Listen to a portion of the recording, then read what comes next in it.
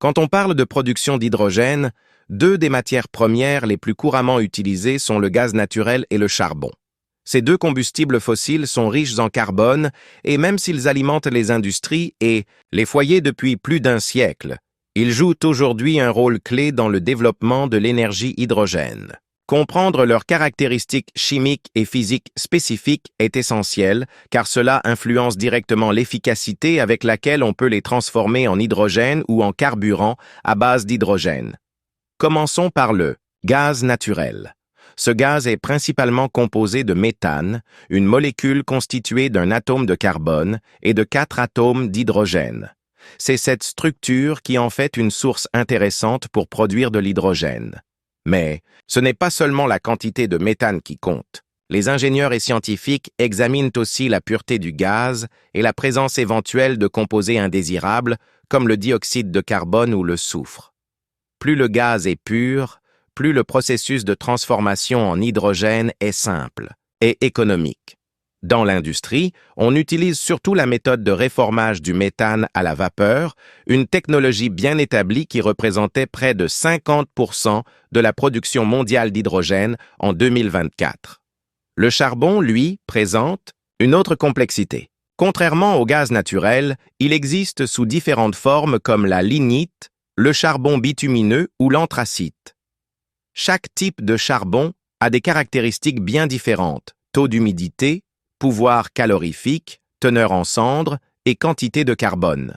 Par exemple, la lignite contient plus d'humidité et génère plus d'émissions, alors que l'anthracite brûle plus proprement, mais est plus coûteuse et difficile à extraire. Pour produire de l'hydrogène à partir du charbon, on utilise généralement la gazéification du charbon, un procédé où le charbon réagit à haute température avec de la vapeur et de l'oxygène pour former un mélange gazeux appelé gaz de synthèse. On peut ensuite en extraire l'hydrogène. Mais il y a un problème. Que ce soit à partir du gaz naturel ou du charbon, ces méthodes produisent ce qu'on appelle de l'hydrogène gris, c'est-à-dire avec de fortes émissions de CO2. En moyenne, on estime qu'on rejette entre 9 et 12 tonnes de CO2 pour chaque tonne d'hydrogène produite par ces procédés traditionnels. C'est un véritable défi pour un avenir énergétique durable. C'est pourquoi de plus en plus de projets intègrent aujourd'hui des technologies comme le captage et stockage du carbone, CSC, afin de réduire les émissions et produire de l'hydrogène bleu à plus faible impact. Alors pourquoi est-ce si important? Parce que les propriétés de la matière première, qu'il s'agisse de la pureté du gaz naturel ou du type de charbon, influencent le choix des technologies, l'efficacité du processus et surtout l'impact environnemental. Plus on connaît ces matières, plus on peut optimiser la production d'hydrogène de manière intelligente et durable. Selon l'Agence internationale de l'énergie, la demande mondiale en hydrogène pourrait passer de 95 millions de tonnes en 2023 à 660 millions de tonnes d'ici 2050, ce qui montre à quel point cette énergie est cruciale pour l'avenir.